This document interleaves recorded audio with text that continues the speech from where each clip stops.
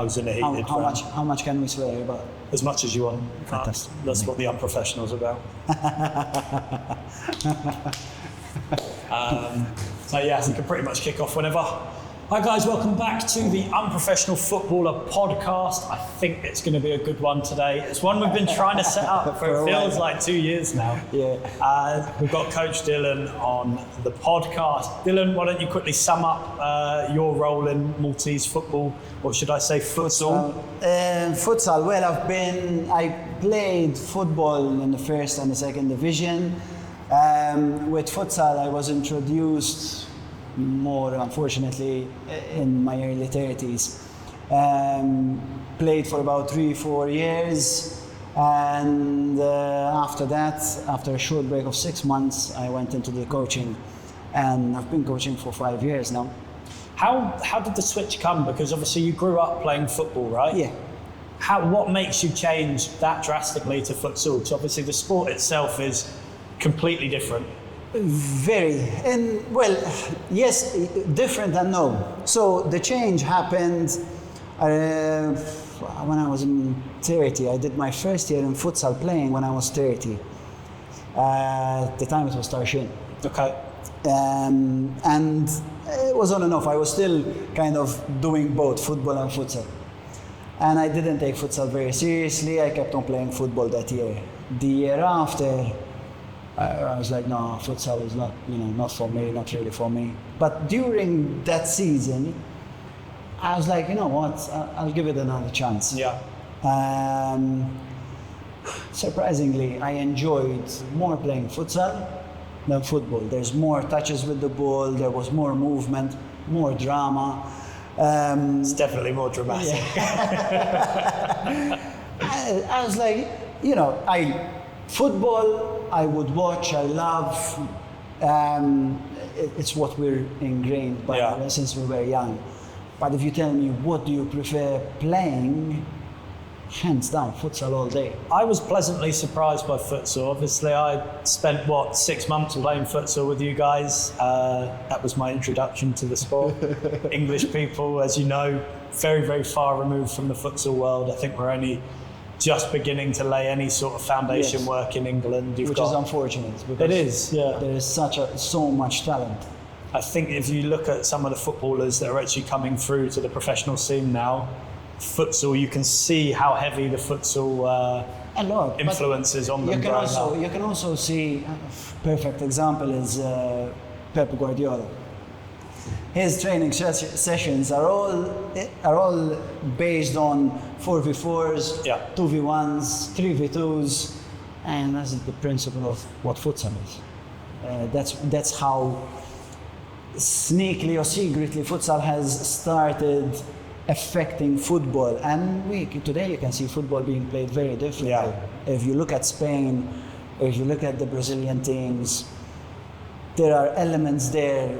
Pep Guardiola's teams and all his assistant coaches who are doing extremely well, Arteta, Maresca, they are all grabbing the principle of what futsal is, putting it on an 11-a-side pitch, and the results are more fun games. Isolating those 4v4 scenarios, the 3v3s. All the time. And then it's just about the rotation, the movement of the players, filling in places where a player steps out of their zone, someone else has to cover that zone. And there's no specific position. Exactly, free-flowing, That's fluid exactly football. Futsal, you have the starting 4 positions, but the game takes you from here to there, to the other side.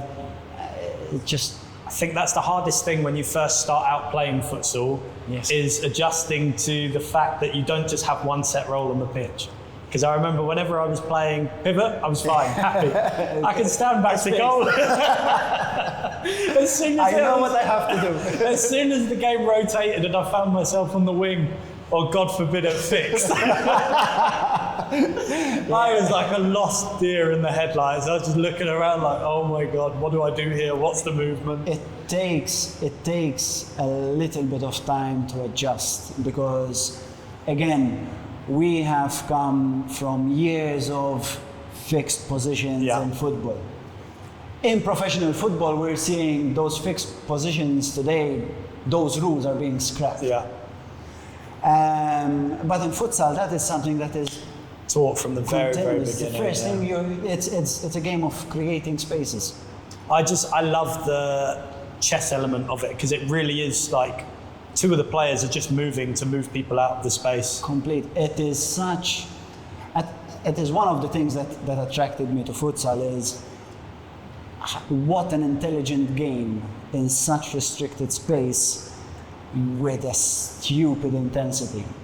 I'd be honest, especially here in Malta. I remember the first pre-season session in the gym. It was like 45 degrees in there. Yeah, it was hot, was it? I'm allergic to my sweat, and I thought I'd like kind of conquered that allergy, because by the last few years it hadn't really been affecting me that much. I'd finally got adjusted to the Maltese heat outside. I remember the first set, my hands were swelling up because of how much I was sweating. I used to have to carry the towel around with me, and every play I'm like mopping myself down and having to go back out onto the court. Ideally, but that's the upgrade to the facilities to be heat friendly. Yes. Because August, you have June, July, August and September. It's a real killer. It's ridiculous. Like think you know heat, and then you go and do that, and forget it. I used to when I used to play, I used to lose 5 kilos easy in summer, just in pre-season games and training. Honestly, that's so insane. easy. Just the amount of water that you're shedding from your body on a daily basis. It's crazy. Quite a bit. But yeah, so why don't we touch on, obviously, the main reason we're here today, Swieqi United Futsal Club. It's been a bit of a roller coaster this last 2 weeks. Yeah. What's the current state of the club? Because obviously we're seeing players putting out messages. We've seen you, Joseph, put out messages about the stoppage of Swieqi Futsal. The club is continuing, but ultimately the club made a choice that the funds are to be redirected elsewhere. Now, to the people obviously at home, Swieqi Futsal, we would say they're second best futsal team in the country. Have been for how many years? For the last, so I've been coaching 5 years. With Swieqi I've been 4, and with Swieqi we've played 3 finals. So for the last 3-4 years, they've been one of the top teams in the country, synonymous with the top end of the table. And last year, I can't remember if there was other teams, so I'll speak only with with me and Swieqi. We've managed to reach a level where I think it was the closest out of the 4 that it was, even in a matter of results against obviously the reigning champions. Yeah. So, and it's funny the timing, because obviously we've hit a period where, let's say for 5 or 6 years, there's maybe 2 teams competing for the top. And then we've gotten to a stage where we had the arrival of Zurich, we had the arrival of University. There was a good 4 teams battling it out in a very hotly contested league for 2 years. Yeah. So why all of a sudden the switching plan? The switching plan is, I think that it can never be allocated to one factor. So you got the funds and prioritizing the club, prioritizing where the funds are going to go, if it's going to go to here or here. It's painful because after a year you'd want the club to capitalize on that. And I think that's the biggest pain. Yeah. One of the pain points that it almost looks like you've taken 5 steps forward, but then had your legs cut out from underneath you. But this also shows a number of issues where in the past, university competing to a level, suddenly dropping down a bit, so there for 2 years and then not there anymore.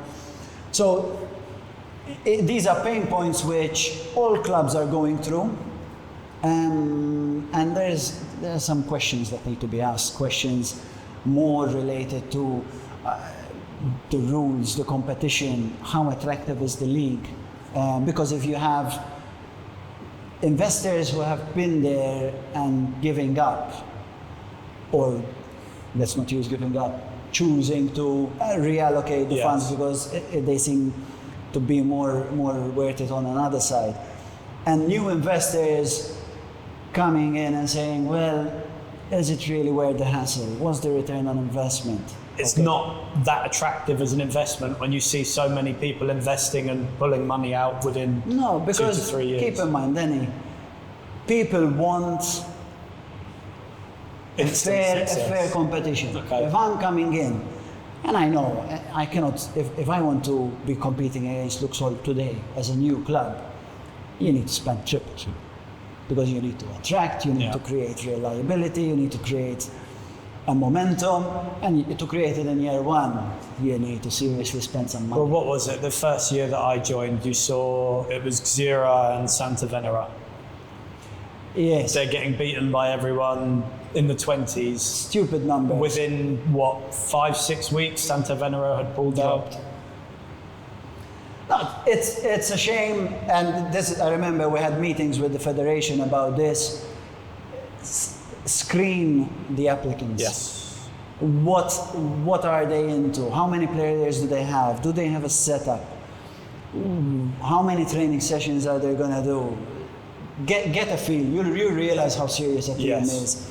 If you want to build, to start, my opinion and my suggestion to any new club, start small. Start small in the sense, get under 19s, under 23s.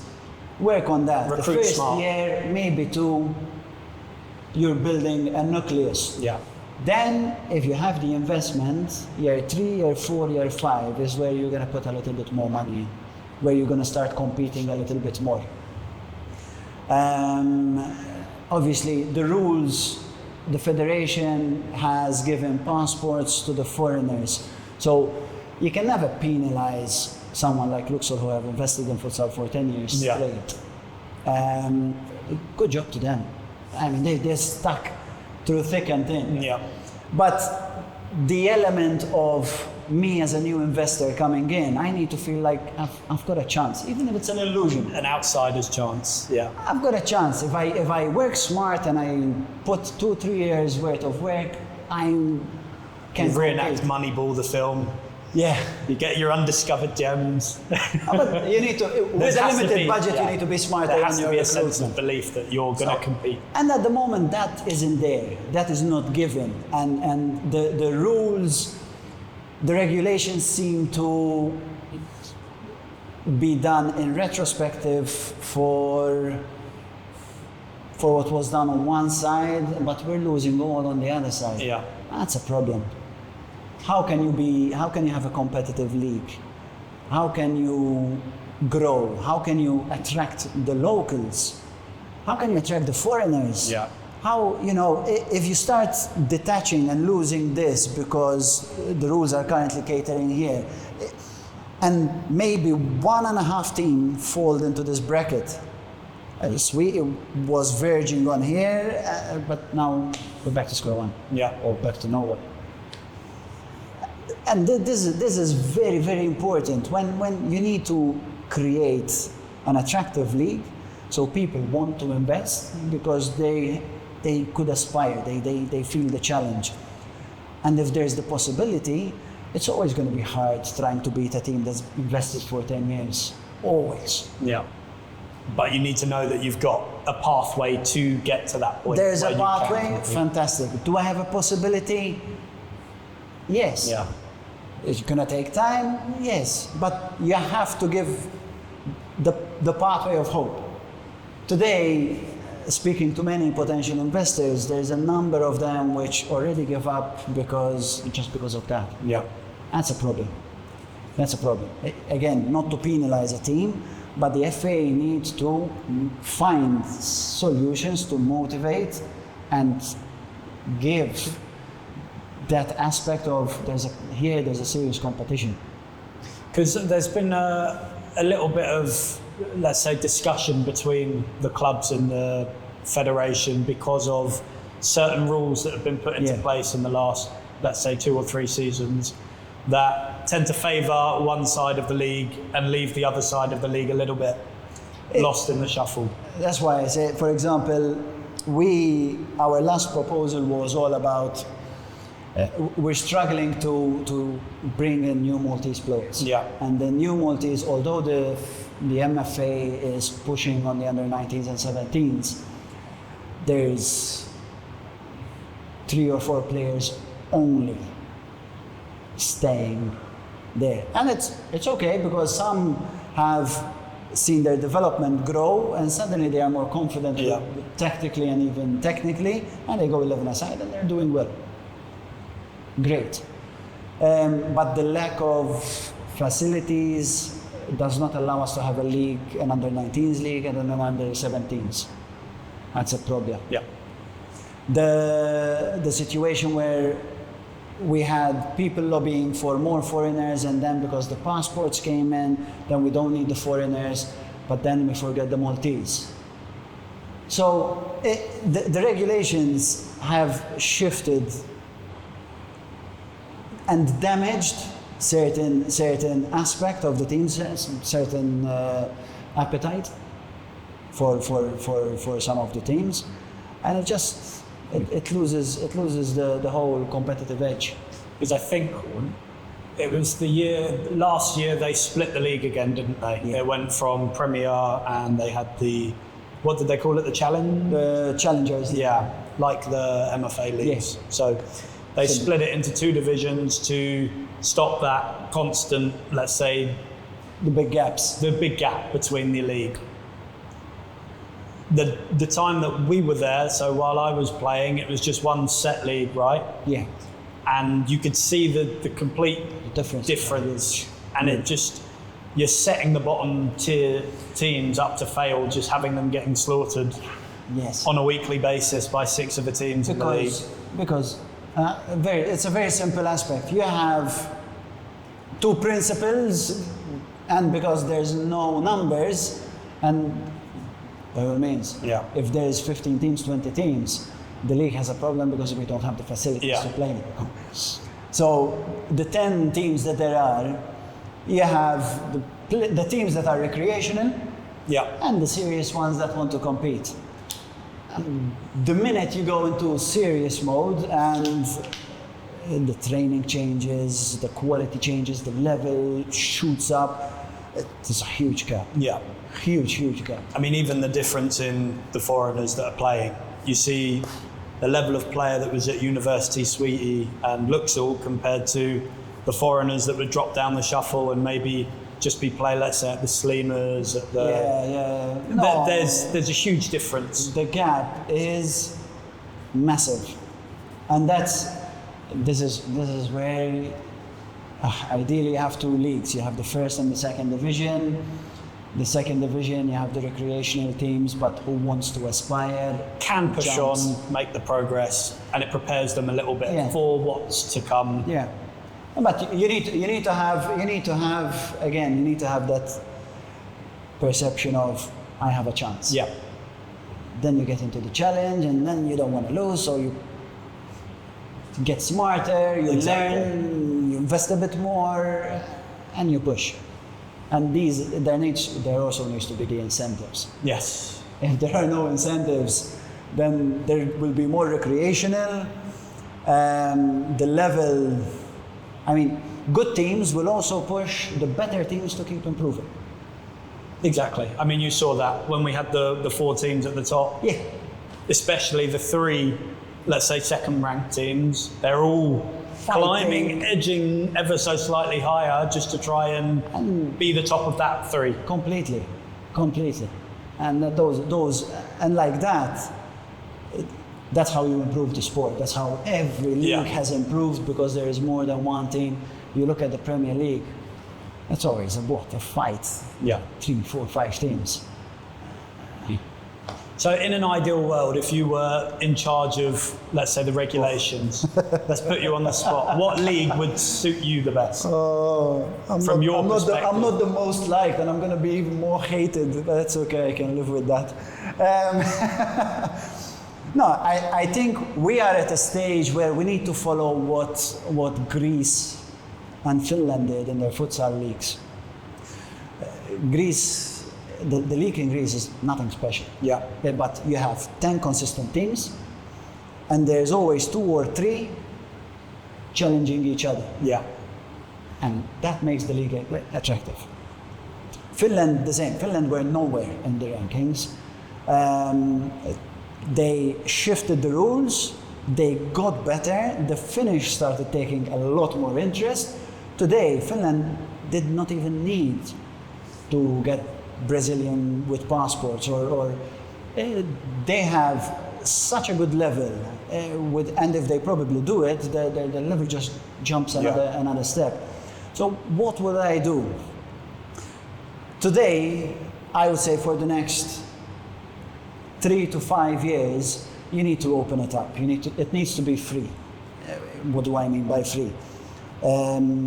I'd still probably have some sort of limit on non-EU and EU.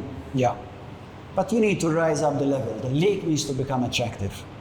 And free, as in I can play as many as I want on the pitch. Pointless saying I want 3 foreigners, and if I have 3 foreigners, I need to have one under 23. Yeah. What happens? You do it for the first round, you get to the, as you see, if you see the finals of this year, we saw proper born Maltese, the one that played the most in 2 games was Michael with 15 minutes. The other 3 who are foreigners with Maltese passport played the most, but the proper Maltese only played 15 minutes maximum. Whereas from our end, we had a 17-year-old who played 25 minutes each game. Yeah. Who did very well, don't get me wrong.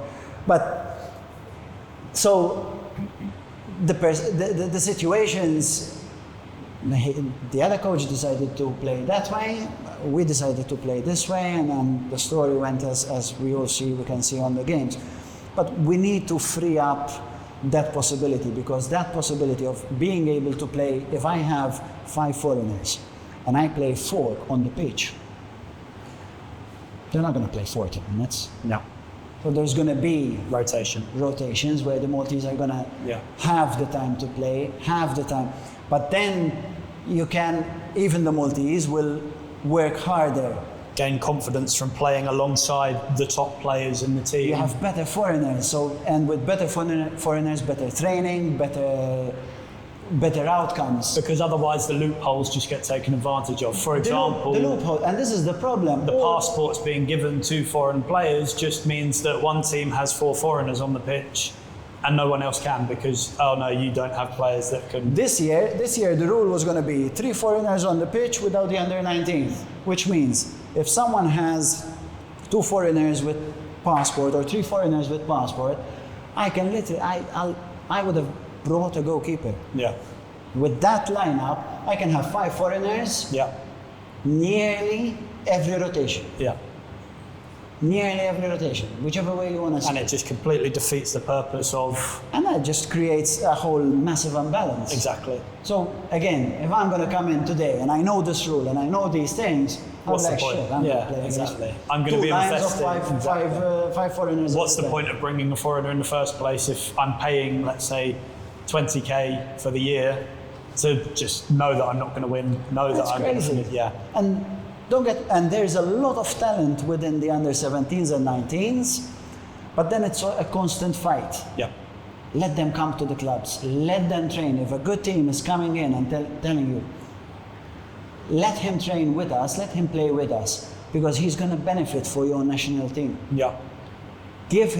Allow that situation. But because you don't have the leagues, you have only the 2 teams, they want to try and not lose those players. Yeah. And the national team becomes, with the mentality, like a club, which is probably that. Yeah. Which is a big massive problem. Big no-no. Yeah. You can never have that. Because at that point you are sacrificing the whole integrity of the league and the clubs. And they're recruiting fantastic boys. Luca was one of them. Emmerich was another. There's another boy, he's only 17 years old. They're really good. But if they don't get that exposure to then go on and see what the futsal world is actually like. Arsene Wenger made a massive speech this week about giving 17, 18-year-olds the opportunity immediately. Yeah. Don't wait till they're 20. Let them Now. play, let them make their mistakes, Now. let them figure out what works and what doesn't early so that they can then keep improving properly. And they will grow. I saw, I'll mention Luca because he's the 17-year-old, and there was also Luca Suda, who was very good. Unfortunately, he got injured towards the end of the season. He recovered too late. The element of a 17-year-old playing with higher ranked foreigners, with a system, with a harder training session, because you're playing with adults. Yeah. This frail kid physically might not be the strongest, but the head and the heart were all there. So why not? Why not play? Because you can. There's no fear, just go for it. And we need to embrace this. We cannot just always go, because he's 17 years old, if he goes to a club, he will get chewed out. That's the world, that's how it works. You have to prepare them for that while they're young. At some point they're going to get chewed out. Otherwise it happens when they're too old and then they just lose Give up. hope. And they're like, fuck this, I can't be bothered, I'm just going to go and play football. And then, because my argument was always, anyone until 19, you can lose all the players for athletics, water polo, javelin. Right, pause there quickly. So first rule would be free. Free on the pitch. I had suggested sometime a year and a half ago, I said 50% of the calling lineup on the sheet for the games need to be at least either 50% Maltese or 50% foreigners. Yeah. No rules. No, don't tell me on the pitch there has to be 2 and 2, 1 and 1, 3 plus 1, 3. There. Because mistakes happen anyway during the league, right? There's times where teams will have one extra person than they're supposed to. Happened again this year with Hamroon, I think, where they literally lost the game for 10 seconds of one of the foreign. They had 3 foreigners, no under 23 or 21 on the pitch. For that 10 seconds, they lost the match. It's just, again, it just doesn't make sense. Come on, everyone's human. It's going to happen. The speed at which the rotations happen. No, so that is key. And I think the other one would allow or not restrict, make a distinction, between EU and non-EU. And for the next 3 to 5 years, that will rise up the level. You have, because I will not be able to contract 5 non-EUs and 5 EUs. Yeah. I'll be able to do maybe 4 and 3.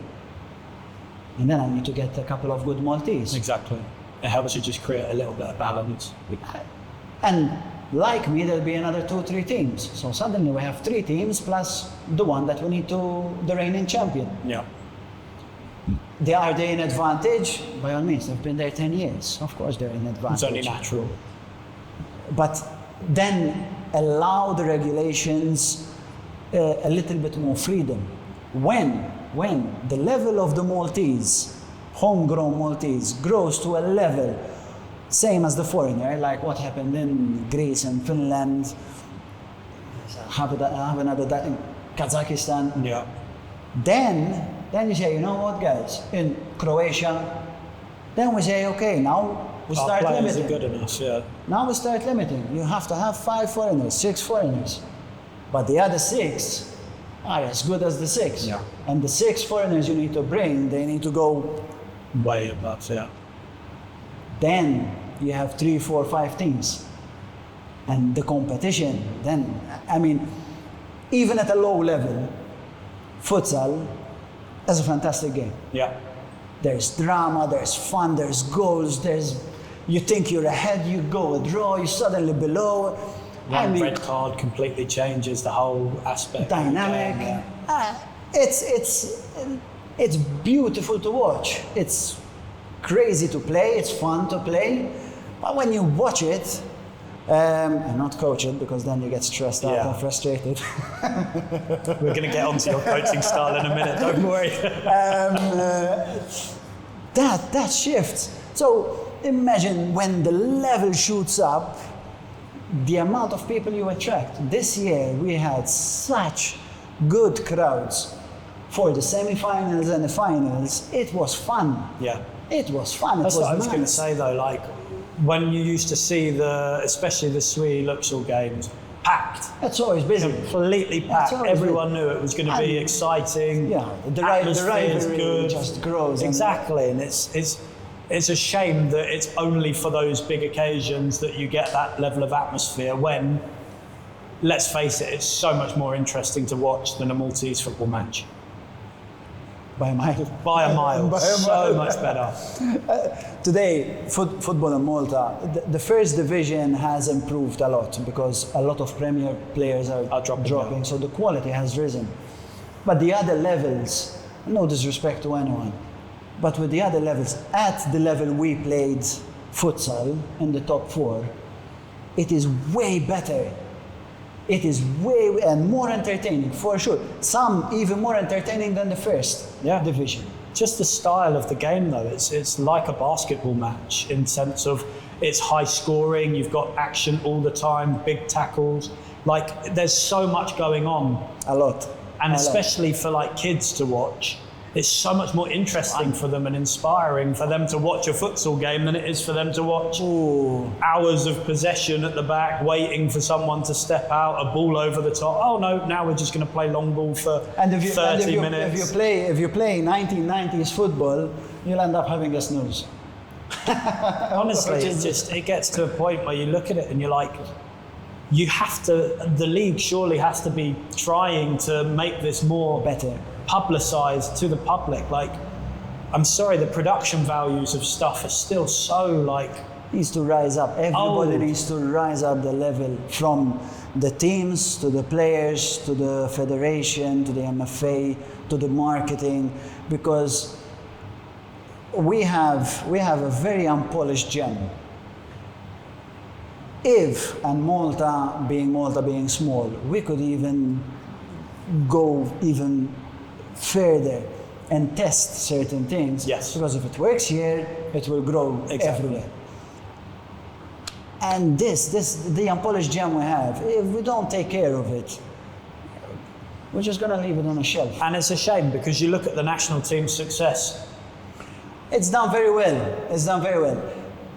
There are some critiques, but like I commented and I gave feedback, because where feedback, I cannot only give negative feedback. And when feedback is positive, it's positive.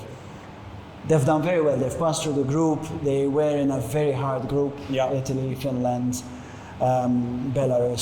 So you have Big teams. athletically stronger, technically stronger. It doesn't mean that we cannot get there. That was a tough group to get points in. But they did very well. And in short term, the aim, the rankings, what MFA needed and wanted was achieved. Yeah, That's fantastic. But now you need to look long term. exactly.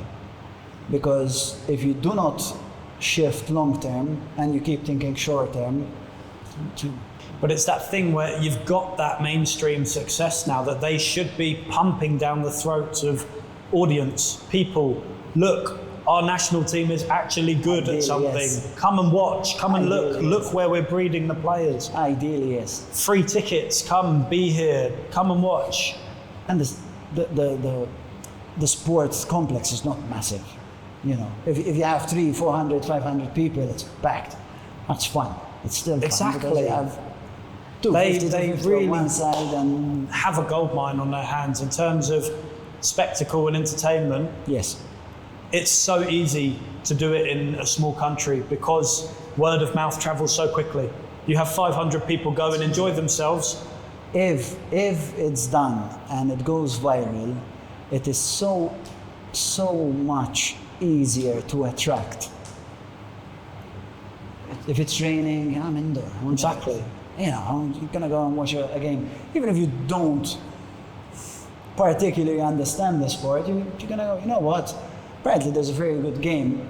Let's go and see what it's all about. Exactly. But it just needs to be publicised more. I barely see. I remember when I'd come back after leaving Swieqi, back into the. I didn't know when the games were. Like the FMA was so poor at posting when games were actually happening and stuff. I had a. There's a gentleman who I got to know this year. So talking, I'm telling him I coach futsal, and he's like, "Oh, futsal, very interesting. I see some of the games abroad. I've never saw here." And he searched. And he couldn't find too much, and I had to send him the links, and then suddenly, okay, it's like, okay, I've discovered it. So anyone out there without a connection somehow, it's so difficult. Struggles to find it. how and what, and it just should be so in your face. It's got that accessibility needs to grow worldwide, because if it grows worldwide, then it becomes like football. The money becomes stronger, and that's where it becomes sustainable. Because I think it's just one of those things, if they can attract audience to actually regularly attend games, investors will be so much more confident at throwing money at the sport. You get carried away.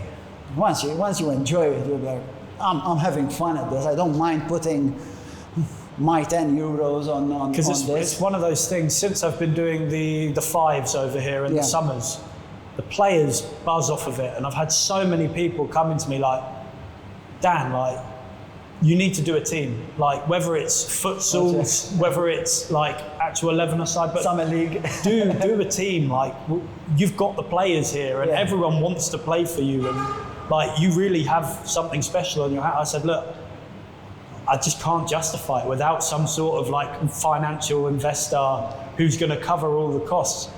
I'm not putting my money into this because I know it's a sinkhole.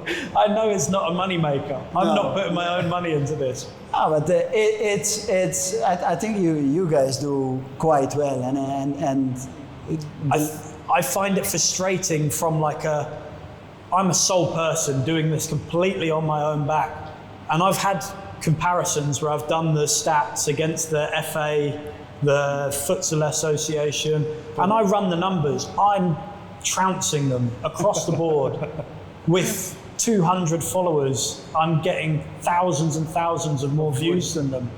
And I'm looking at it guys, surely at some point, just look at what I'm doing and just copy it. I don't care. This is what I want. I want you guys to bring the level of everything up. I'm just showing you how easy and accessible things are. Take what's working and use it. But there's just that lack of personality behind all of the coverage, lack of reason to support anything that's going on. The teams need to buy into it, make it theirs. Make it theirs. Everyone have their own little platforms covering their games. Have a presenter that's the face of your team and talking to the players, getting interviews, getting all this post-match stuff. It's so close, but close knit. You can be getting those touchline interviews when a player subs off. It's so easy to get that sort of access. Oh, it would make a massive difference. And suddenly the production goes from I'm just watching a stream of the game going on with bare minimal commentary. What's the guy's name? Bless him. He tries, but it's just not exciting. Robert. Yeah.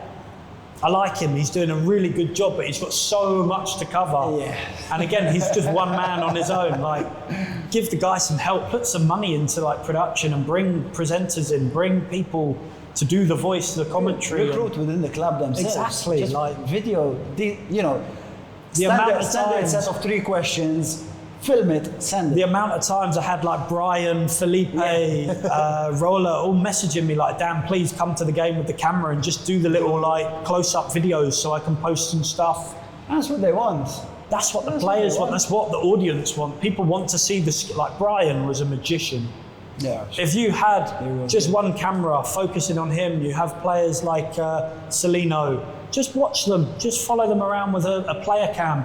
And then chop up a little 2-minute reel, put it online. Suddenly that's going to hit 10, 20, 30,000 people online.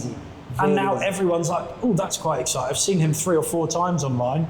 Let me see his game and see what it's actually like. Exactly. It's so easy to just take this concept and build it it's little things, and these are the little things that amp up the marketing. And just overall, it makes the package a lot more exciting for any sort of investor.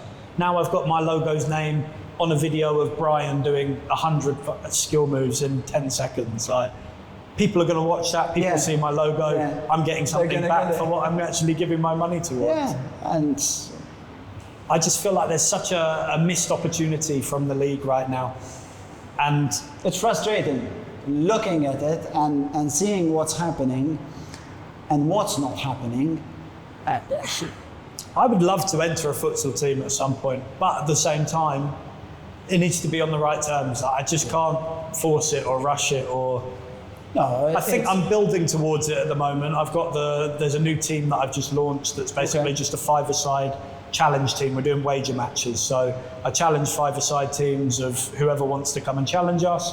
I've got my own team. We put a forfeit on the line at the moment. We're doing like hot chilies or super sour sweets, like some sort of payoff. There's a reason for the match going on. I think it's going to do quite well. I've got a good team. Players are enjoying it. I'm not having to pay anyone for now. That's when the headaches start. At the moment, they play one game, they go back to their clubs. It's fine.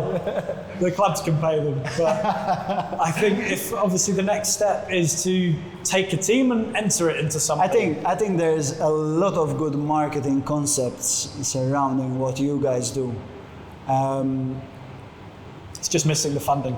I find it so difficult to find sponsorships in Malta. I just think social media is something that's so untapped here.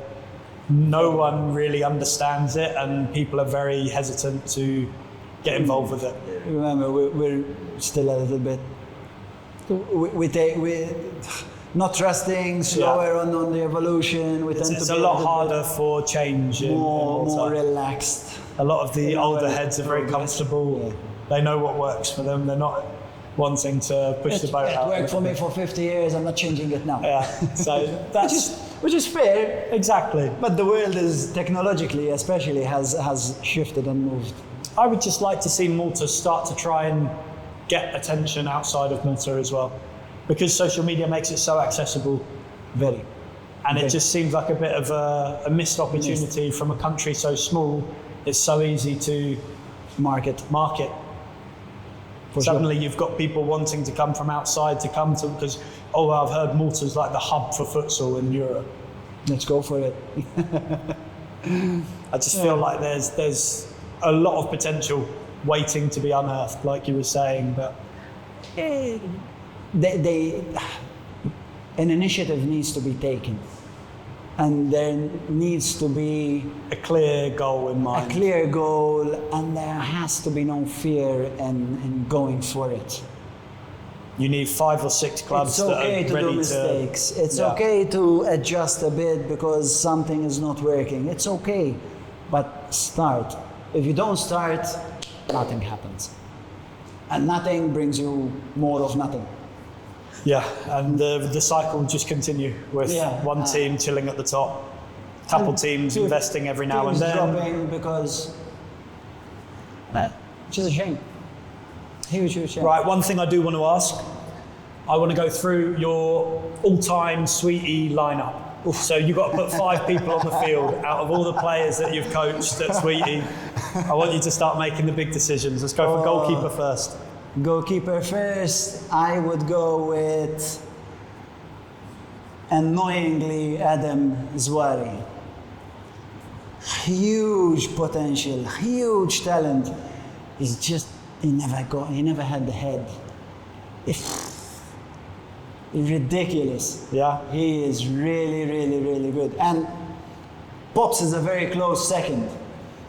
I was going to say, goalkeepers at Swieqi, you've had some very good ones. Pops is a very recent Pops, when I was there, both of them interchangeable. They're both quality. Very, very, very. But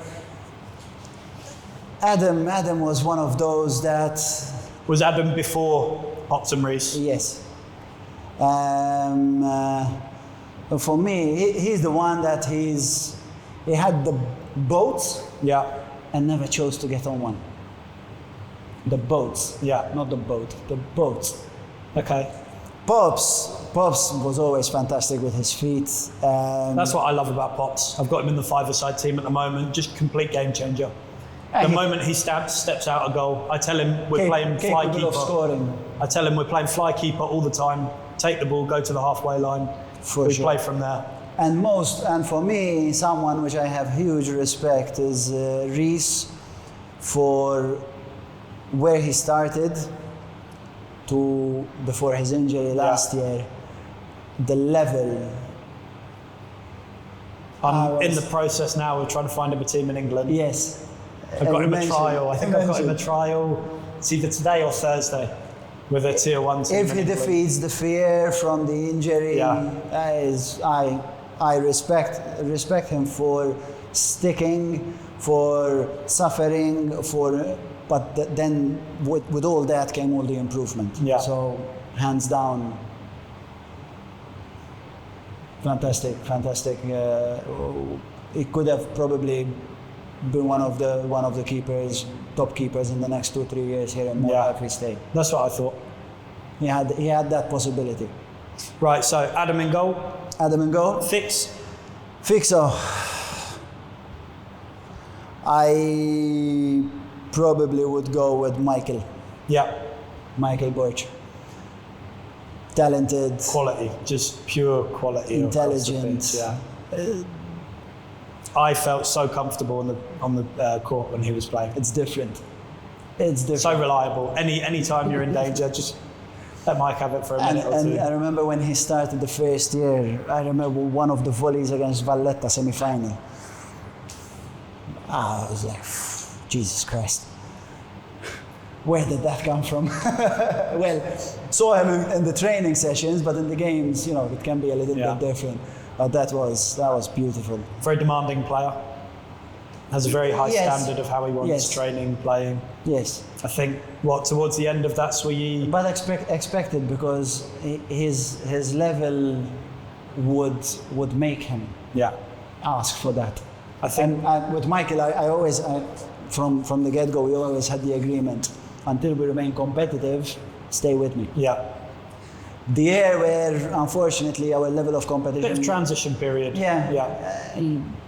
Then natural that it happens. Left? Yep. Left, Chucky. Yeah. Colombian, Eduardo. Today he's playing in Spain. He has improved even more so than what he did here in Malta. I keep following him. We're still in touch. We still talk. But apart from an amazing player, he throws everything in those 40 minutes on the pitch, and he's just an amazing human. Yeah. He's the one that restored faith in humanity for me.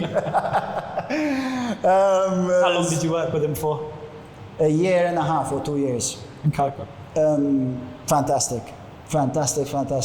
How did you get him over, or was he already here in Malta? I used to follow him from videos back when he was 16. Okay. And a video resurfaced when he was in his 18 or 19. They had a tournament in Brazil, if I'm not mistaken. And I messaged him. What do you think? Do you want to come to Malta? And he goes, yes, why not? Do you know what? I find it incredible how Malta does have that pool for, especially the South American players. It's such a great entry point for talent to come into Europe. Very. And it's Malta can be, especially for the less physical players, it can be a test. Yeah. Because from here you'll understand what you need to do. Chucky suffered the first 4 months. We were like, okay, he's middle to top play. Yeah.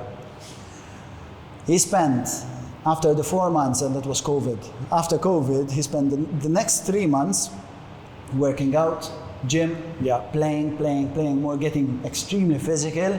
The year after that, he also won the best player in the league. Yeah. But the year after that, just switch went, yeah. And you're the same guy you were with us 4 months ago. That must be rewarding for you, though, as a coach, to have almost handpicked him out of. Very. Part luck, part thinking, shit, he's good. Yeah. He can do well. He came here, yes, the minute he got extremely stronger, Brian had the same transition. Brian struggled the first year. Then he started working out. Physically, he became stronger. And his game shifted completely. And when you go outside of Malta and the Spanish leagues and the Polish leagues, if you're not 100% physically strong, it's going to be tough. I remember that's what Celino was telling me about when we had the podcast, was just the jump from going into that Spanish Premier League, and suddenly it just became a completely different ball game. Hits you like a truck. Yeah.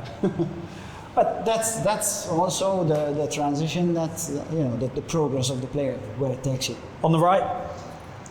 On the right, I think.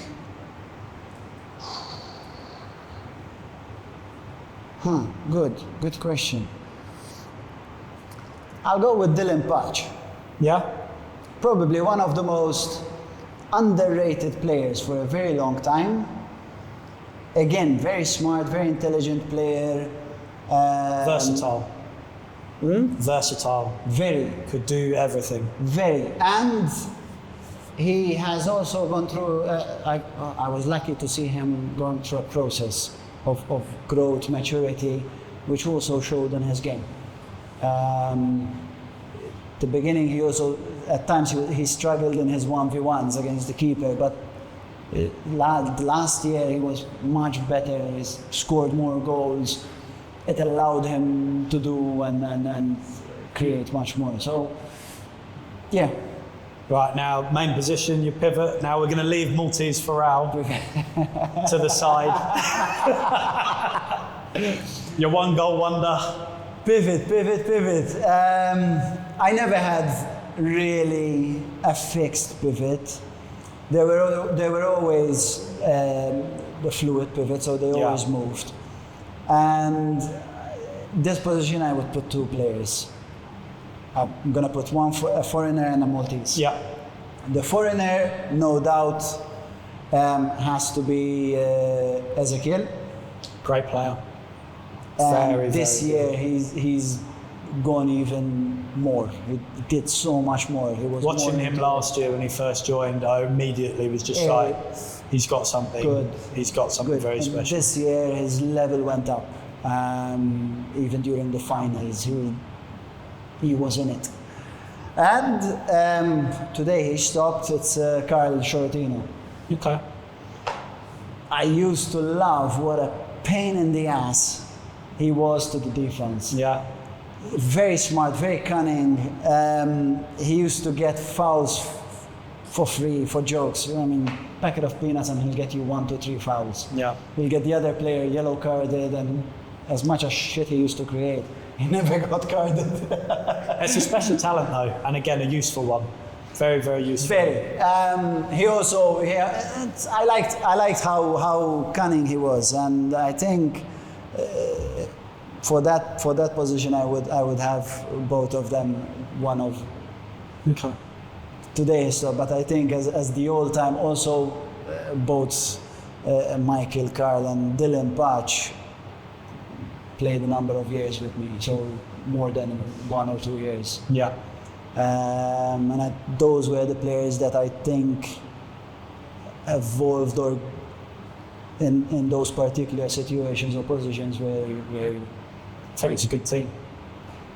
I think so. It would have been a very it would have to be Swieqi all over again. The thing probably. is though, you look at kind of the level of players that don't make the 5.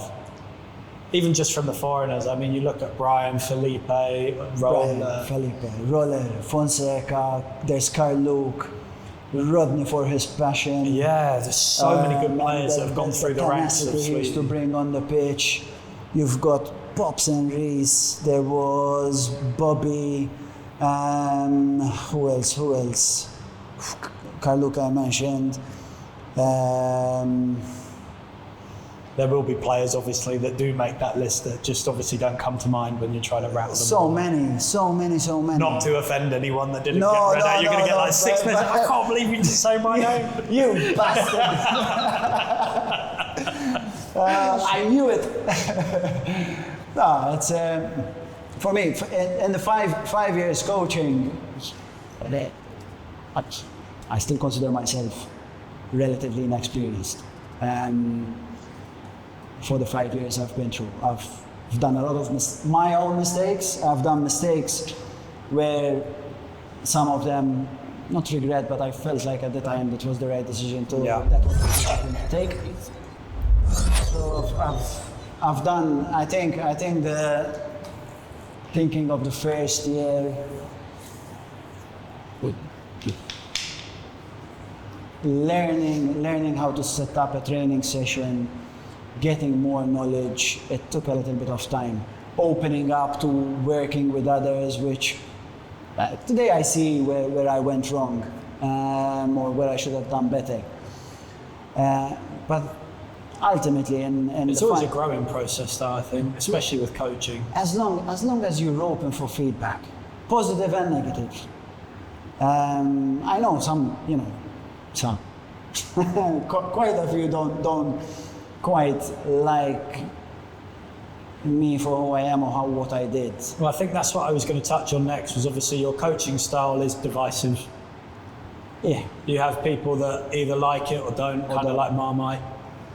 I, on the other hand, loved it. I think that's exactly what I needed at that time. I like a strong-headed coach that is open to have a laugh when the time calls for it. Yes, you have to. Otherwise, I'm a clown, as you found out. No, it's the process. That if I think of all the journey, what happened, I've had great relationships out of futsal in the last 5 years. I had some people who don't even talk to me anymore today. Some people which I even put forward an olive branch, but they didn't take it. But it's okay in the sense that I've done what I've done. I've learned from those mistakes. I was always open for feedback, and I always wanted to keep growing. And luckily, out of the 5 years, this year, I had the opportunity to work with also foreign coaches as mentors, which showed me how much I knew, which was nothing. It's eye-opening, isn't it? When you kind of have an idea that, I'm getting there, and then you meet someone that just completely shows the level of coaching. Like, okay, maybe I'm not quite there yet. Crap, I need to learn more. Yeah. But no, I had that opportunity, and it was insightful, it was very helpful, and it has created relationships that I can take advantage for the future, and I hope that for the future people can take advantage of that from me as well. So one of the things I really liked was the amount of times you would be looking outside of Malta. Always on the hunt for set plays, for transition styles, for styles of play that you want us to be implementing into what we're doing. It wasn't just a case of you show up and, I want you to do this, this and this. No. You gave us that visual. We trained 3 times the last year. This year we trained 3 times, plus in the last 2 months we've put in an extra session. Out of those 3 times, I do at least 3-4 hours on a Sunday, and another 3 hours spars during the week extra. Yeah. Research, discussions, bouncing off ideas, where am I doing wrong, recording training sessions and reviewing training sessions. Is this a good thing? Is this getting me the result I'm after? Or thinking, what can I tweak to try and make this work, to salvage the idea you had that clearly isn't going to plan? I was never one to get hooked on an idea and sink. If it's not working, if I don't have the players to make it work, scrap it. Yeah. Fuck it. You've done it 1, 2, 3 times, we tried it for a month, and after a month we still can't get step 1 and 2 right. Forget it. Yeah, exactly. Ciao. Back to the drawing board. Let's go back to a step back to the basics, because the basics are never wrong. And you find another solution. Do you know what I used to hate was being new to futsal, when we started doing the set plays, it was like you miss one day of training. No, you're fucked. You're fucked. I used to turn up and they'd be like, tornado. I'm like, what the fuck? What are we doing, guys? I'm sitting on the side for the first 20 minutes just watching to figure out what. Unfortunately, because we don't train every day, you have to squeeze and squash in as much, or at least where you want to take the team in the sphere in those 3 days. You can't get to day 3 and go back to day 1 because and then you can imagine how frustrating it is from my end, because that is the worst case scenario for me. And you need to repeat, and you're taking time away from the players who attended every day. Someone who missed one session, or because he was. I used to hate it because I felt so guilty. The moment we'd do a transition, I didn't know what I was doing. I'd be like, fuck, shit. I'm making everyone here. So I was always the first to be like, get me off the pitch. Like, let me catch up on the sideline. Don't fuck everyone else up. Because I hate it. Because again, coaching, you know how frustrating it is when one person is holding the group back from where it needs to go. More than that, because it just takes away time, and because time is limited. Yeah. If we trained 2 hours a day, every day, no problem. You have time, you have all the time in the world. Because you can always do 30 minutes from last session, the salient points, and then just progress on to the next. And you carry on. And because you get that constant each day, you're just remembering what you did yesterday, it's automatic. Memory, even mechanically wise, it becomes when you go easy. 3 or 4 days without training, and then you miss the training session, so now you've gone like a week. Oh, no, you're right. You're fucked. Absolutely fucked. No chance. I still remember we'd been doing like 3-4 months into futsal. It was finally the time that I was going to debut.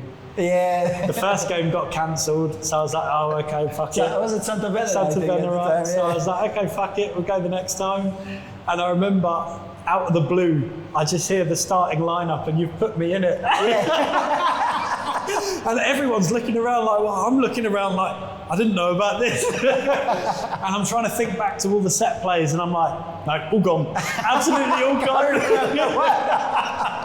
I barely remember one of them. I went out there and I said, I think Rodney was starting, and I said to Ryan, I was like, please don't call any plays, I have no idea what any of them are, just get me through 5 minutes.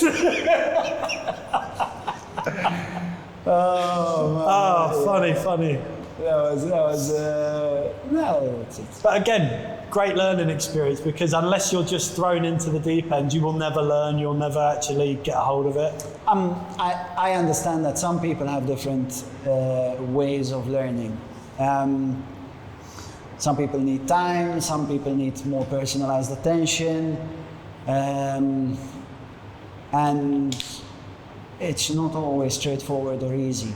No. Also, even for me having an assistant was me letting go of my plans and showing everything, and learning how to respect the assistant, how to do things. And it was first year I made a massive shit show out there. It didn't work. That's the truth. Second year was a little bit hesitant, but a little bit better. And towards the second and the third and the fourth year, I was like, right, this is the plan. All the files are there. Everything that I was thinking is there. Go through them. Ask me whatever you want. And even how to program the sessions, I became a little bit more transparent, better organized. But it takes time. Again, I'm like I said, 5 years.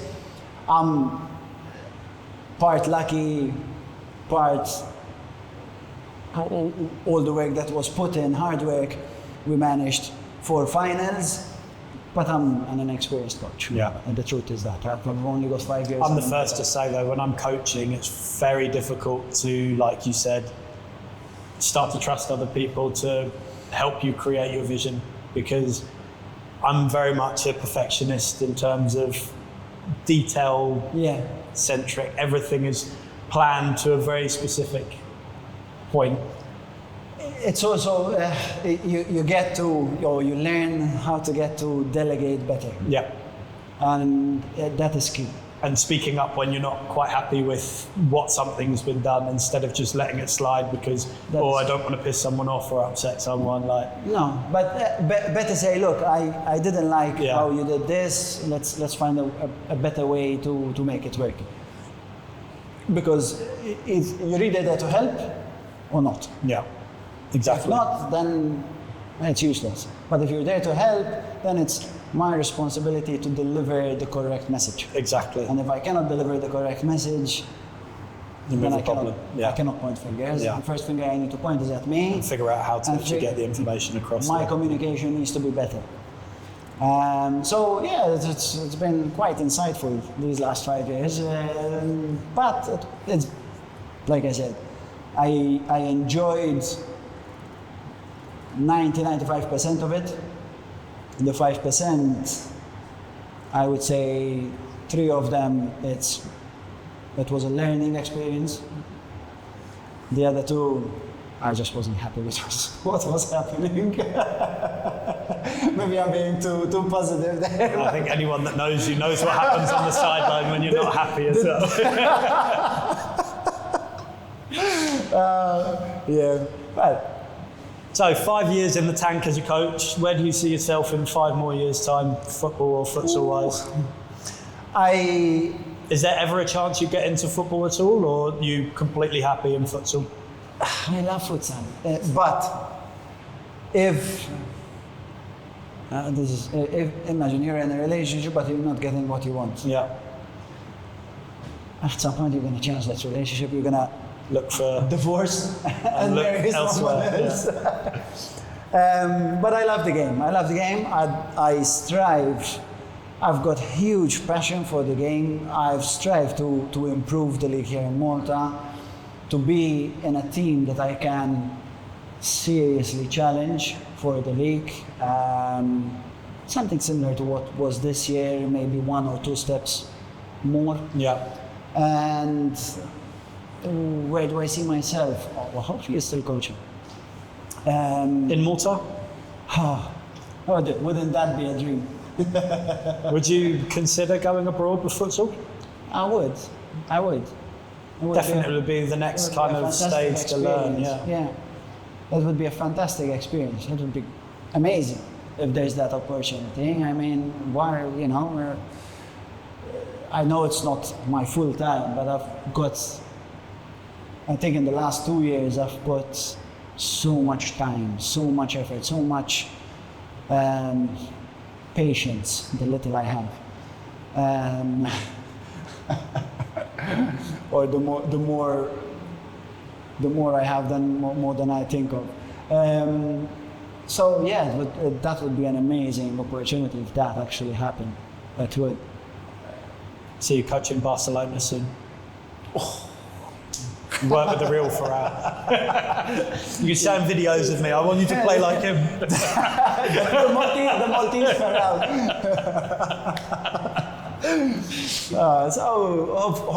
Hopefully the situation improves. What do you think is going to happen with the position, obviously, of the club right now? Of Swieqi. Do you think Swieqi is going to change their mind and venture back into futsal, or do you think it's going to have to be under a different club now? I don't know. Obviously, without revealing too much behind the scenes, if there is anything. I wish Swieqi all the best of luck if they return.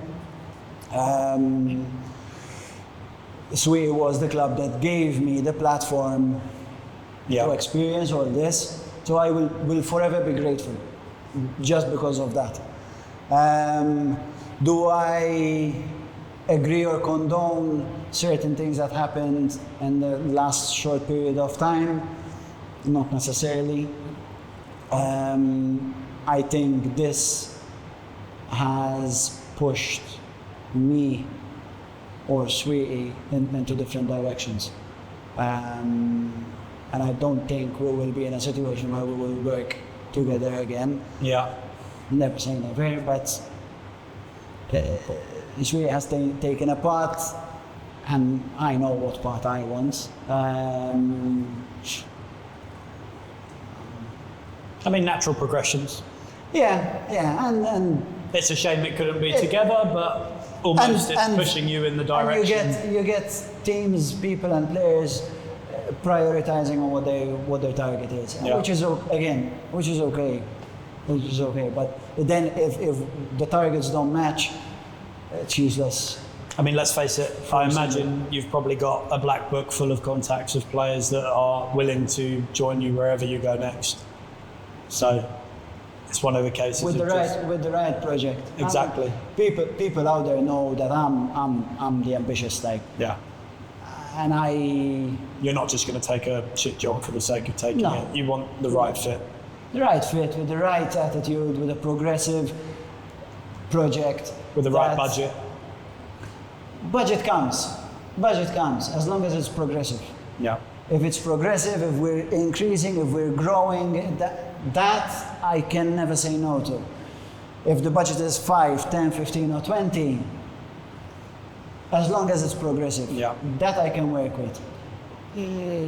Yo-yoing, it's not for me. Yo-yoing, I take too much. Yeah. I am too invested emotionally, and I get hit too hard emotionally when these things happen. And I spend the first 6 hours moping, and then my head was like, okay, we need to find solutions. Again, though, it's such a blow when obviously you've been planning for so long, you've got your goal in mind of where you're taking the team. You're literally halfway to where you wanted to be in terms of a club, and suddenly it all just gets taken away from you, and it's not under your control. It's like, no. Fuck. Quite. Unfortunately, yes. But I'm sure there'll be more of you in the futsal league. Yes. I've got more free time now, so for now we lobby, we work, and we try and make the league, 1, more attractive, 2, more competitive, and make sure that the sport doesn't die a natural death. Exactly. Otherwise, it's one of those things when top teams are folding, you almost need people to come together to try and maintain the integrity of the league until it... And it's in everybody's interest. Yeah. Including the team, the reigning champions. Because if there's no one to compete against... No one to compete. Why are you investing all that money? But then you need to go to Champions League. Exactly. Again, where is the fun part and all that? There's a lot of pieces involved that need to keep turning. For sure. As for business, we're currently sat in your new office. Opening, one couple of days and it should be fully operational. I love the colour scheme with the logo. And you're matching always as well. Embracing. What inspired the change for business? Just wanted something of your own? Yeah, it was time to cut the red tape. Yeah. Cut the red tape. Hey, you know how I'm headstrong. Yeah. I've got an idea, and if I believe in it and I know it's gonna work, and people are stopping me because this and that, or because the agenda is different, again, it's okay. But then at some point I'm like, you know what? I appreciate, but now it's... That's the thing, you've been in the real estate business now for so long. Just the natural progression for you to take control of it. So wish you the best with the new business. Thank you, sir. Glad I got the VIP tour before it opens doors. Oh, you're gonna... When I get the TV, I'll call you back in. Sounds good. Dylan, it's been a pleasure having you on. Where can people find you online? Like Instagram, anything like that? Instagram, Facebook. There's also... I'll put links in the description and graphics on screen, etc.